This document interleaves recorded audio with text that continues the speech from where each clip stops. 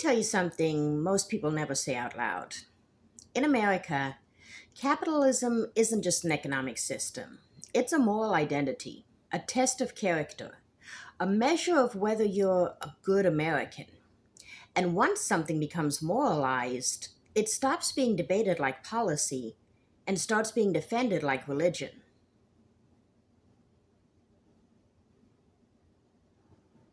Capitalism in the US didn't just happen, it was woven into the national story, into patriotism, into the idea of virtue, into the belief that real Americans support free markets the way they support freedom itself.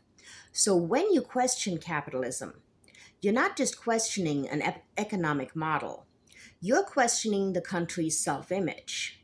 And that's why the conversation gets so heated so fast.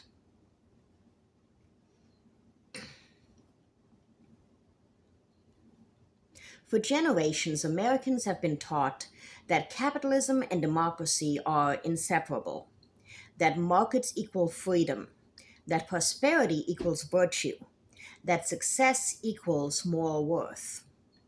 So defending capitalism becomes a stand-in for defending America. And criticizing capitalism becomes a stand-in for criticizing the nation's soul. That's not economics. That's identity politics.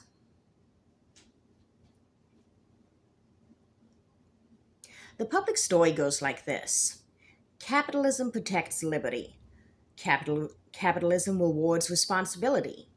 Capitalism honors voluntary choice. And once you moralize freedom, the logic becomes brutally simple. Support capitalism, you're for freedom. Critique capitalism, and you're for coercion. That's how economic debates turn into ethical battlegrounds.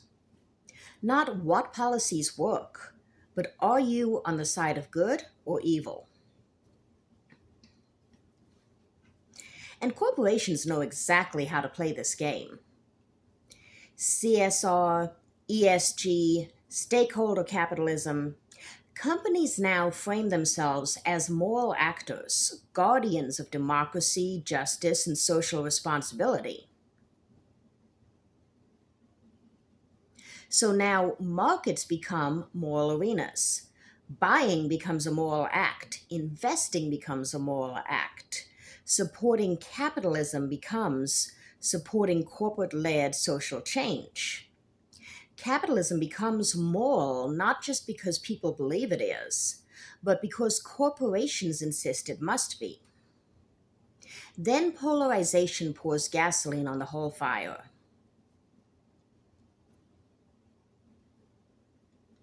Political identity becomes moral identity. Moral identity becomes economic identity. Suddenly, supporting capitalism marks you as one kind of American, whereas critiquing capitalism marks you as another. Economic debates become culture war battlefields.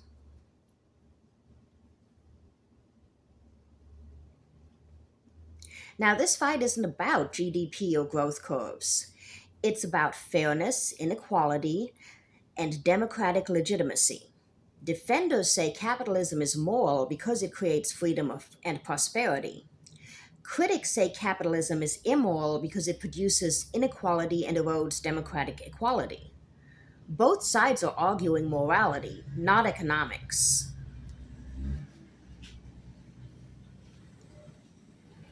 And in fears of cronyism, corruption, and elite capture, suddenly the debate becomes existential.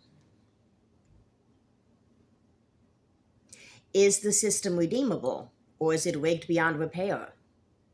Again, the language is moral. Betrayal, corruption, virtue, decay. So here's the bottom line. Capitalism in America isn't just a market system. It's a moral story that we tell each other, a national identity, a cultural battlefield. And that's why debates about capitalism never stay just in the economic arena. They're really debates about identity, about what kind of country America is, and what kind of people Americans believe themselves to be.